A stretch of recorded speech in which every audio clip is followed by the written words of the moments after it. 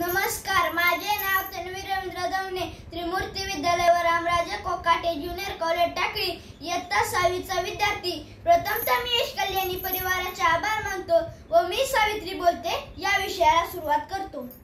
ऐकलात का? ऐकलात का? अहो भारतीयांनो, ऐकलात का? मी सावित्री बोलते। सावित्री वडाच्या झाडाला फेऱ्या मारून आपल्या पती सत्यवान याचं प्राण परत आणणारी कल्पकल्पित सावित्री नाही, स्वतःच्या संसाराची राख रांगोळी करून या देशातील हजारो लेकींचे संसार उभी करणारी मी सावित्री बोलते। लाखो रुपये डोनेशन भरणाऱ्यांना आणि लाखो रुपये डोनेशन घेऊन शाळा चालवणाऱ्यांना एक फुटका छदामही न घेता ज्ञानाचं पवित्र कार्य करणारी मी सावित्री बोलते। कलेक्टर, डॉक्टर, इंजिनियर, आमदार, सरपंच, पंतप्रधान, राष्ट्रपती झालेल्या माझ्या लेकींना 86 कलम शिव्या शाप खाणारी मी सावित्री बोलते। दगडाला कुंकू लावून दगडाला लाल करून पुजणाऱ्या माझ्या लेकींना मस्तकावरती दगड खाऊन दगडालाही रक्त रंजित करणारी मी सावित्री बोलते। मला वाटलं होतं भविष्यात भिडेवाड्याचं भिडे विद्यापीठ बनल, माझ्या मस्तकावरती लागलेले दगड क्रांती घडून आणेल, पण तुम्ही तर तोच दगड घेऊन त्याला शेंदूर लावून मसोबा बनवला। म्हणून सांगते माझं स्वप्न पूर्ण झालं नाही, म्हणून सांगते माझं स्वप्न पूर्ण झालं नाही। अरे शिक्षण आज तुमचा खरा आधार, पुस्तकच करेल तुमचा उद्धार।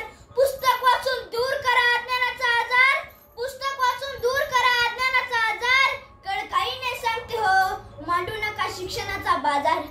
कळकळीने सांगते हो, मांडू नका शिक्षणाचा बाजार। माझ्या शेजारच्या बाया मला म्हणायच्या, अगं पोरी शिकू नका शिकू, धरम बुडल धरम। अहो धरम किती कमकुवतो, लगेच बुडतोय। पण मी म्हणायचे धर्म बुडला तरी चालेल, पण कर्म बंद करणार नाही। मला बाया म्हणायच्या, ओल्या झाडाला आग लागल, जेवणात आळ्या पडतील, असं काहीतरी चमत्कारिकच बोलायच्या। पण मला माहित होतं एक ज्वारीचं कणीस होण्यासाठी आधी ज्वारीचा एक दाना मातीत गाडून घ्यावा लागतो। जर या देशात हजारो मुली शिकायच्या असतील तर मला अगोदर वाहून घ्यावं लागेल। अहो मुलीला शिकवण्याचं करायचं किती मी मोठं काम, पण कोणी माझा सत्कार केला नाही, कोणी माझा मान सन्मान केला नाही। उलट बक्षीस म्हणून काय म्हणायचे, मी ज्या रस्त्याने मुलीला शिकवायला निघायचे, कोणतरी यायचं गटरीतलं पाणी अंगावरती टाकून द्यायचं, बाई बाई किती घाण वासायचा। कोणतरी यायचं शेण टाकून जायचं, किती घाण वासायचा। कोणतरी यायचं भरकन दगड मारून जायचं, कोणतरी पान खायचं, तंबू खायचं, पचकन थुकून जायचं। पान खाऊन तंबू खाऊन थुकणाऱ्याला मी म्हणायचे दादा। दादा कोणाला म्हणतात? मोठ्या भावाला। मी म्हणायचे दादा तुला शेण टाकायचे टाक, दादा तुला चिकट टाकायचे टाक, पण तुझ्या आईला शाळेमध्ये पाठव, तुझ्या बहिणीला शाळेमध्ये पाठव, कारण त्यांच्या पोटी जन्म घेणाऱ्या अपत्यावर तरी अशी कोणाच्या अंगावरती 86 कलम शिव्या शाप देण्याची वेळ येऊ नये। पण काही लोक मला शब्बासकी बरका द्यायचे, कारण ते म्हणायचे अगं सावित्री तू शिकली म्हणून आमच्या आई बहीण टिकली का सावित्री, नाहीतर कधीच विकली असती का सावित्री, नाहीतर कधीच विकली असती।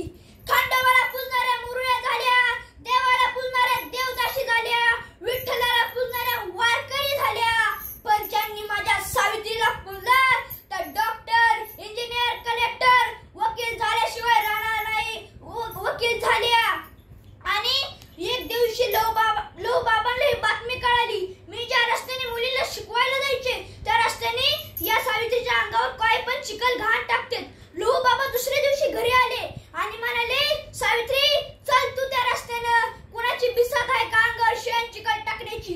आणि काय आश्चर्य, दुसऱ्या दिवशी मी त्या रस्त्याने मुलीला शिकवण्यासाठी निघाली आणि कुणाची बिसात झाली नाही माझ्या अंगावरती शेण चिखल टाकण्याची, कारण माझ्या पाठीमागं त्यांचा बाप लहूजी वस्ताद उभा होते।